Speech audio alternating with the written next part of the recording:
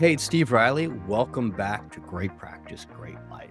Today, I bring back a colleague, a friend, a fellow brother of the bar, and someone who is bringing a very unique and powerful message to us all, regardless of where we're at in life. So today, I welcome back Ron Chapman. Ron, welcome to the show. Steve, it's great to see you. Thank you for having me back. It's great to have you back. You are a litigator, a JAG veteran, a Marine through and through, a strategist in the courtroom. You have a great reputation as a trial lawyer. Not a good one, but a great one.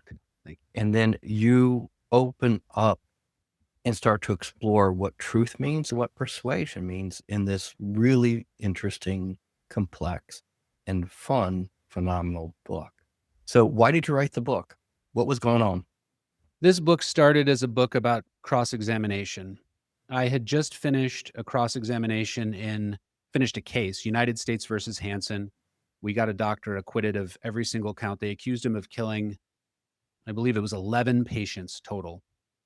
On the witness stand, the chief medical examiner for Kentucky gets on and testifies that these deaths were all related to drugs because drugs were found in the system. It was very circular to me. I think this man had like 3,000 autopsies or more under his belt, knew what he was doing, very intimidating person. But I realized in preparing for his cross-examination that a lot of this was a mask. A lot of what he was projecting was a mask. I'm a great medical examiner. I have a lot of autopsies under my belt. I know exactly what I'm doing. And he's gotten on witness stands across the country to send this message. But I realized that he was doing something very sloppy. He was assuming that because somebody had drugs in their system, the drugs caused the death. It's a causation issue. And when you really pull back the curtain and find out why he would make such a mistake, we realize the true story that was going on with that witness. And the reality was he wanted to be a good medical examiner, but the office was hurting for funding. He wanted to do full autopsies on people, but the office couldn't afford it. So people tend to justify what they do, mask it with truth, so that they can engage in the kind of drug dealing that happens in our mind when we have to bend the truth a little and get on a witness stand and say things like this. So he says, well, I can't get all of this done, so I'm going to do my best. And my best is I'm just going to make this policy that when there's fentanyl, opiates, whatever in a system of a patient, we will call that a drug death. And his justification was that they would get a lot of federal government dollars because drug deaths skyrocketed in Kentucky, particularly because of his conduct. So he ends justifies the means sort of thinking. I started to write the book on cross-examination, and then I realized that that missed the point. That the point isn't how you cross-examine a witness to uncover this. The point that needs to be made is really one about truth. His personal truth and how it eroded, the mask that he was wearing, because if we can uncover that mask from ourselves, but also from a witness, and really get into the heart of what makes them tick, you can pierce that immediately. So I opened up in the cross-examination with a tease. Hey, in 2011, you decided to resign from the Kentucky Medical Examiner's office because of budgeting constraints. I did. Then you just came back, but the budget didn't change. That's right. Let that sit. Cross-examine him. Then by the end of it, loop right back into the budgeting constraints. You were able to resolve these budgeting constraints by changing your methodology of how you determine drug-induced deaths. He didn't answer the question, but it didn't matter. At that point, the jury was just done with him completely. And so that's how we can dive into life. That's how we can dive into cross-examining witnesses. That's how we can dive into the media that we're consuming. By really figuring that out and understanding what their narrative is, and then having a conversation with that narrative. You said a very important word there, and that's fragmentation. I want to take a second to discuss the importance of that word in our common environment, especially as it relates to lawyers.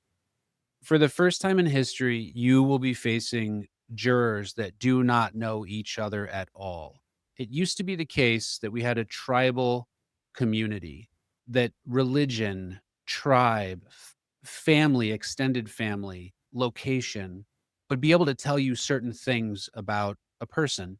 When I experienced Afghan tribes in Afghanistan as I was, roaming around the battlefield there, most people in a tribe shared a common system of beliefs and a common understanding. Well, our tribes are no longer based on geography, religion, or culture. Our tribes are based on what we're consuming. The messaging that somebody has curated for themselves through algorithms can be completely different than the messaging that their neighbor gets through the algorithms that they're getting. This is where we started to see the very early Facebook debates and why Cambridge Analytica, which I discuss in the book, was so powerful when they effectively changed the election. This wasn't election stealing. This was something that was completely legal to do, but it's unfortunate that it was able to happen in the first place because we let it happen. Cambridge Analytica determined that it takes about 5,000 data points on any individual in order to understand what they will likely do and consume. I talk about this in the book. As a result of that, they used the 65,000 data points that they can get on any individual who has a Facebook account because they can look at all your other apps too and figure out a lot about you. Then they can start targeting messaging to individuals about the election, about the products that they should buy, about the podcast that they should listen to. And they can curate your entire world and drive you deeper and deeper and deeper into a world without your consent that you now consume and believe because those are the walls of your glass house that has been created by the algorithms. What's your final words of wisdom, encouragement for people that are going to explore the definition of truth, explore what persuasion means? What's your final advice? Your Yeah, closing. It's your closing argument, counselor. if it's easy, you're not doing it right. I will say that. This process, if you read this book, if you go through the process and you really try to follow it, this doesn't require you to buy things. This doesn't require ice baths and all that stuff. Those are a means to nowhere. This is mostly related to thought and careful study. And if it's easy, you're not doing it right. It's very hard. It's hard to shut out the world. It's hard to sit in silence. It's hard to take time to meditate. And the reason why it's so hard is because we've been so bombarded with things that make us seemingly feel good, but ultimately leave us empty in the end. It takes a lot longer to establish fulfillment in this way. It takes a lot more exercise of the brain and it takes washing a lot off. Um, I think for the closing argument, I will invoke the absolute genius of communication, Larry King. Absolute genius. Love the man. There's a chapter about him. And I think you'll find this chapter in the book, and not to spoil it, but one of the first things and this is where you can tell that somebody is very centered. Johnny Depp is as well, and I think he did a tremendous job in the trial. Larry King is a very similar individual. He started radio. He was given a job at a radio station. The guy finally said, the boss said, "Hey, it's your big time to get on the air, Larry." His name wasn't Larry King at that time. I think he had a Jewish last name, and it was very long and difficult to pronounce. And so the guy was like, "Hey, what's your name going to be?" And Larry's like, "I don't know. I never thought about it." Um, Larry King, I think he gives him the name. This is something Jerry Spence would probably do as well. Larry's scared. Light turns on, and there's a long moment of silence. And the next words created the person that has done 65,000 interviews and done it flawlessly. Dictators, criminals, mass murderers, all of the highest politicians in the entire world. He's gotten every single one of them to talk and talk truthfully and honestly. And a lot of people have cried through this, including Larry. He was honest. He said, "I'm Larry King. That's not my real name. This is my first day on the air. I'm petrified, but I'm going to do my best." Just ask yourself, this is the test.